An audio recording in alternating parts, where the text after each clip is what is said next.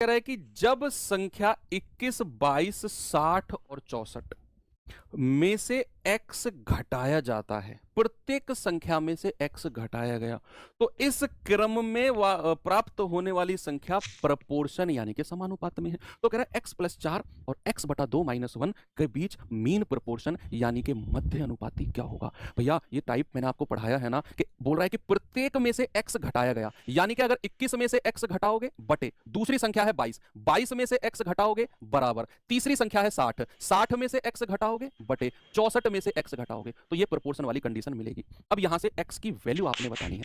दो तरीके होते हैं, तीन तरीके होते हैं बल्कि, क्रॉस मल्टीप्लाई करके खामखा मल्टीप्लिकेशन में ले जाओ बड़ी में, या फिर आप क्या करो, इन दोनों का अंतर बता दो। 60 में से 21 गया, कितना आएगा बच्चा 39, और 22 और 64 का डिफरेंस और देख लो, ये आ जाएगा 42।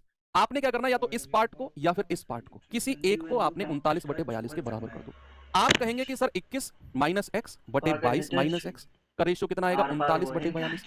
भाई 3 से काट दो आप, 3 से काट दो 13 बार और 3 से काट दो 14 बार। क्रॉस मल्टीप्लाई करेंगे, 14 एकम 14, 14 दूनी 28 और 29 माइनस 14x, 13 दूनी 26, 13 दूनी 26 और 2 28 माइनस 13x।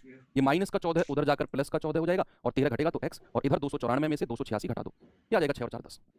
ओ सॉरी 10 कह रहा हूँ, 4 और 4 8, x कितना आ गया 8। अब आपसे कह रहा है x प्लस 4, यानी कि x प्लस 4 कितना हो जाएगा भाई 8 और 4 12, और x बटा 2 माइनस 1, यानी कि 8 बटा 2 माइनस 1 कितना आएगा 3।